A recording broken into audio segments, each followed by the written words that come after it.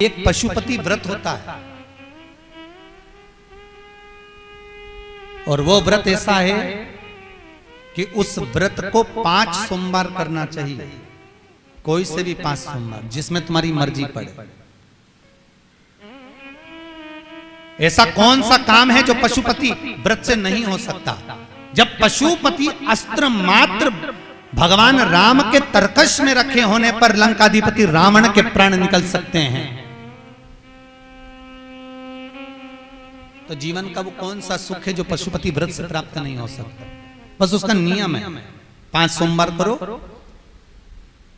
पहले सोमवार को करो चाहे दूसरे सोमवार को करो। जिस सोमवार को पशुपति व्रत करो, सुबह शंकर जी के मंदिर में जाकर पूजन करो, अर्चना करो, अभिषेक करो, वो थाली को लेकर वापिस घर में रख दो। सुबह फलाहार करो, शाम को वापिस उसी थाली को लेकर जाओ, उसमें 6 दिए लगाकर लेकर जाओ। दिए को जलाना नहीं है, केवल घी के दिए लेकर जाना है, थोड़ा सा मीठा। शिव महापुराण में, स्कंद पुराण में जो पशुपति व्रत बताया है उसका विधान, थोड़ा सा मीठा लेकर जाओ। शिव जी की फिर पूजन करो, पूजन करने के बाद में शाम के समय प्रदोष काल में पूजन करो। पूजन करने के बाद बाबा भोलेनाथ की आराधना कर कर 5 दिए शंकर जी के सम्मुख में लगा दो।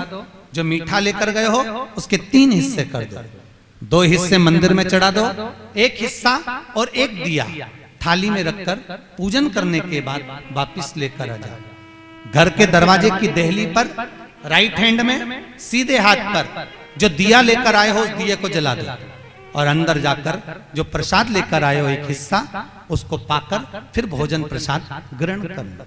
ऐसे पशुपति नाथ के 5 व्रत होते हैं। ऐसा कौन सा कार्य है जो भोलेनाथ पूरा ना करता?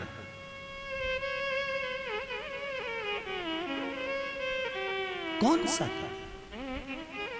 श्री राम जी महाराज अगर सेतु पर चढ़ाई करने जा रहे हैं लंका पर, तो भगवान शिव की आराधना कर कर जा रहे हैं। भगवान कृष्ण ने भी भगवान शंकर की आराधना करी, भगवान शिव की आराधना।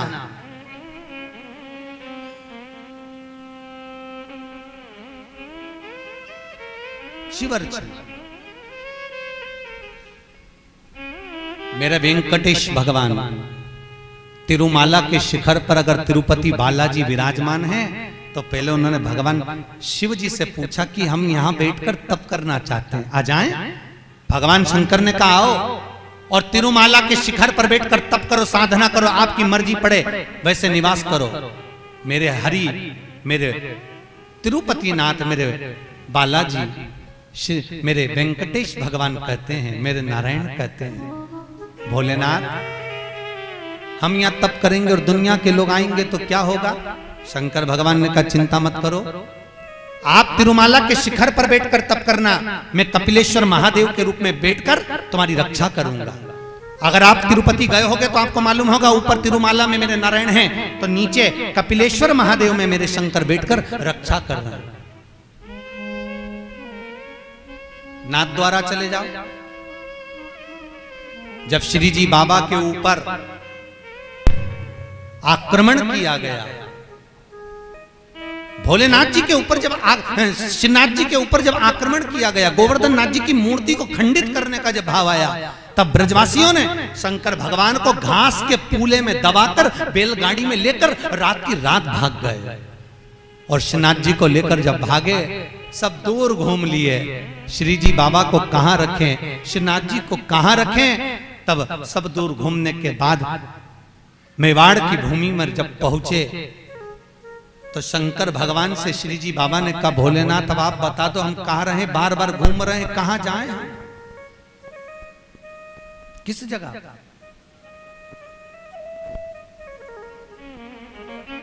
हम कहां जाएं, हम किस जगह पर जाएं? आप बताओ। भगवान शिव कहते हैं ठाकुर, हे श्री जी बाबा आप एक काम करो, आप मेवाड़ की इसी भूमि पर रहिए, आप यहां रहोगे और हम एक लिंग जी के रूप में आपकी रक्षा करेंगे। कभी आप नाथद्वारा जाकर देखना, श्रीनाथ जी में श्री जी बाबा विराजमान है और उनके पास में एक लिंग जी के रूप में भगवान शंकर विराजमान। कोई ऐसी धरा, कोई ऐसी भूमि, कोई ऐसी जगह जहां शिव ना हो, हर जगह सर्वस्व विराजमान भोलेनाथ, सर्वस्व।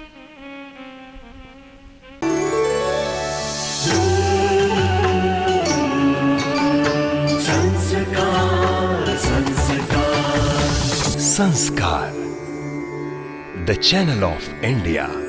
हमारी संस्कृति, हमारी विरासत।